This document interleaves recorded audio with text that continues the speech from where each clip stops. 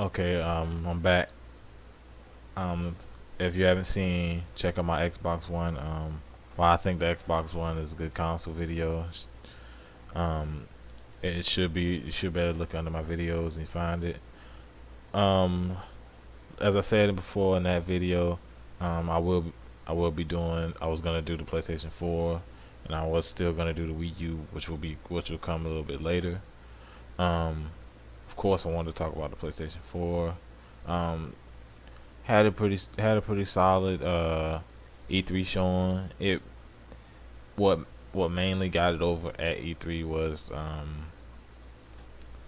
the announcement. What was obviously the announcement of the price, announcement of it wouldn't have the same restrictions as the Xbox had at that time.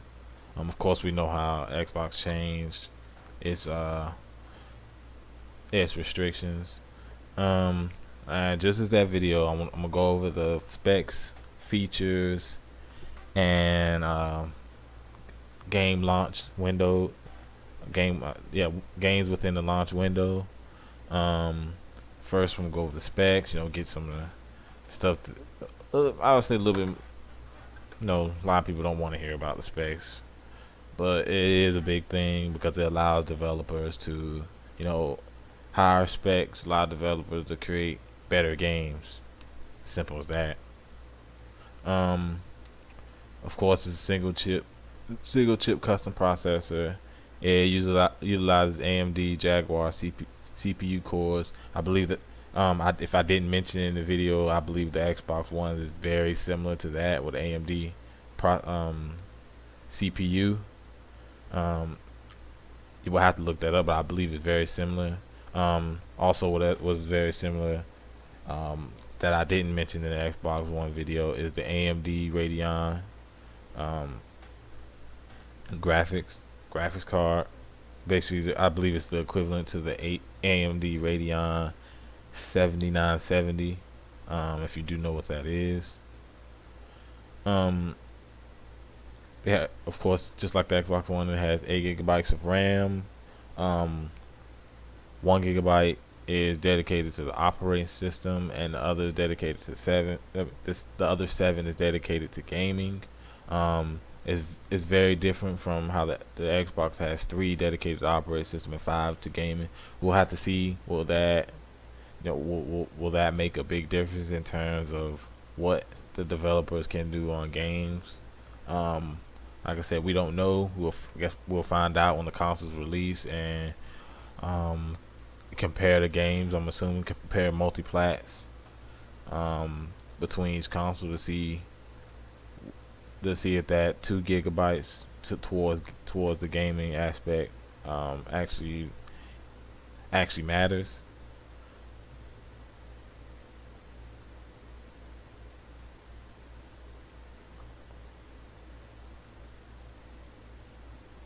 Okay.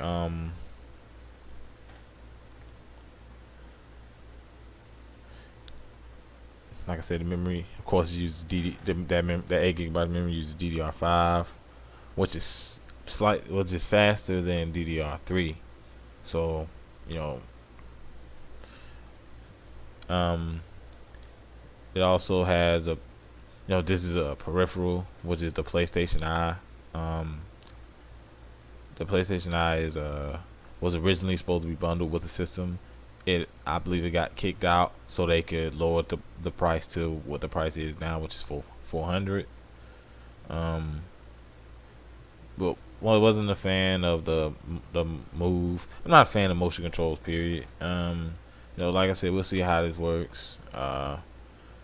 Will they better utilize games with it? Don't know. Or how will it be effective when they utilize it for games? Um, of course, it has a Blu-ray drive, 500 gigabyte hard drive. Uses USB 3.0. Has built-in Wi-Fi. Uh, Also comes with a HDMI cord. Uh, Uses Bluetooth. Of course, comes with a controller. If you see the console, it's about the size of this. the first Slim that they made. It's about that size from looking at it. I haven't seen it in person, so obviously I can't compare size to size. But from what I've seen, it looks about the same size as that original PS3 Slim. Um, they said it was more power efficient, and you know, and that the system was made to keep itself cool. So I mean, the system looks kind of weird, looks slanted, but I don't think it's necessarily a bad look. I mean, who really cares what the console looks like as long as it's not taking up a whole bunch of room? You really don't care what it looks like. Um, so if I do judge it the way it looks, I think it looks pretty okay. Next one, get to the features. Uh, some of the features such as I probably didn't mention, the controller has a touchpad. Many games will be using the touchpad. We'll see how developers build that feature into their games. On the DualShock 4 controller, this is of course the DualShock 4 controller. Sony has a partnership with Ustream, which will allow it to allow you to share gaming content with people at Ustream. I believe you can stream games on Ustream. Um, this will probably get people. It's similar to what Xbox One did with Twitch, where they made the partnership with Twitch, which was allowing people to live stream games or gameplay footage. Of course, I said it has 1 GB dedicated to operating system. The operating system has been completely revamped. There are videos out there that show this. It allows you to multitask. You can watch a video on YouTube and seamlessly switch between that app and then back to your game and back and forth. So no, similar to how the Xbox is doing with its 3 operating systems. Like I said, the share button. Of course, something that everybody wanted was voice chat. Voice chat was a big deal. Um, I believe next year the console will be using Gaikai. Gaikai is a streaming service which is going to allow people to play certain PlayStation 3 games. Like I said, we don't know exactly what that's going to be. We don't know if it's just restricted to PlayStation 3 games, or will they do, or will the servers actually do something else? They really haven't specified, other than the fact that it would allow you to play some of your PlayStation 3 games. Also, it has all the apps: Hulu, Netflix, YouTube. Didn't really announce any newer apps. More than likely, there probably will be some newer apps that will come out. They talked about Sony Pictures, which is I don't know the exact name of the app. I think that's the name of the app. Correct me if I'm wrong. Sony Studios or something like that. But Sony makes movies, and more than likely they're gonna have an app that's gonna allow you PlayStation users to use to watch different shows created by Sony, movies. Which they do have some pretty good shows. I believe Breaking Bad is a show that was created by Sony. It's a really good show. Um, one bad thing about this entire announcement of the PlayStation 4 was the PlayStation having to have PlayStation Plus to play games such as to play multiplayer games. It won't be required for free to play games such as Warframe, Planet Side. It won't be required for those games, but it will be required for, say, instance, Battlefield 4, Killzone. It will be required to play games like that. So, you know,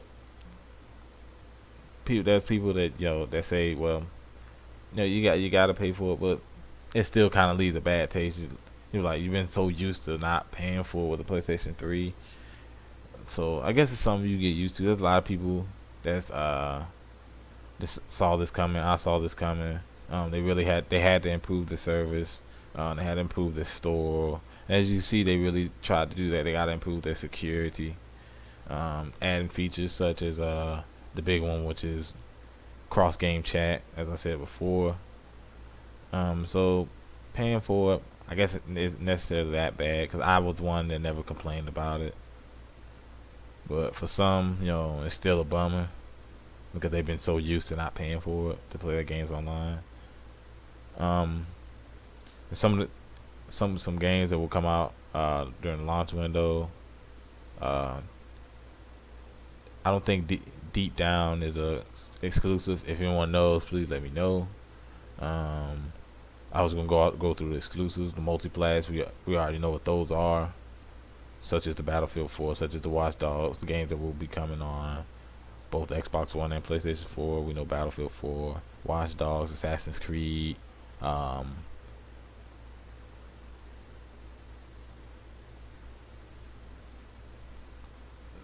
uh, The Witcher, The Witcher 3. Um, so we know the multiplats. I just want to get through the exclusives that make this console interesting. Drive Club, which is a driving sim game. It allows you to. It is a driving sim similar to Forza. So if you're a fan of sim racers, I guess you can try that out. Also, I believe that they were speaking of a free trial of the game day one if you because your PlayStation Plus will carry over.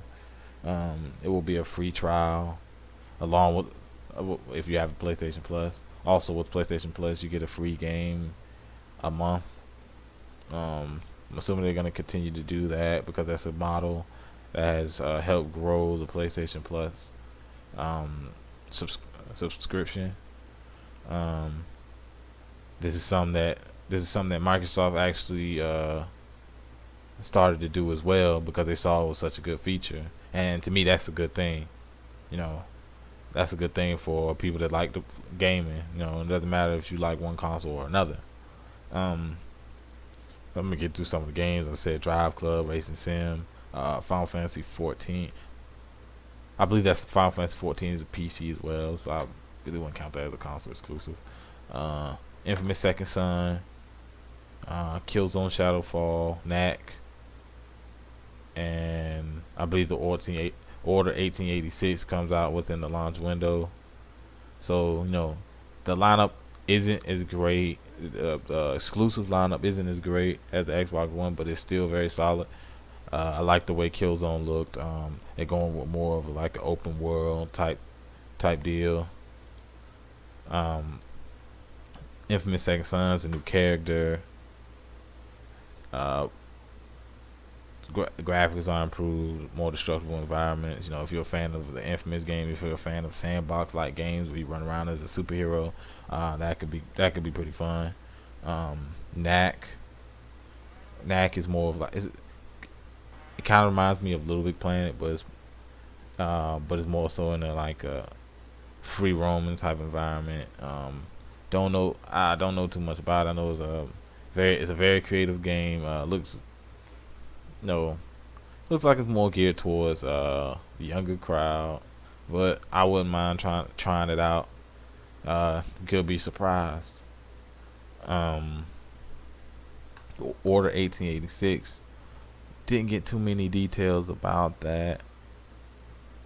We didn't get too many details about that. All we had was a trailer at E3. Really didn't see much after that.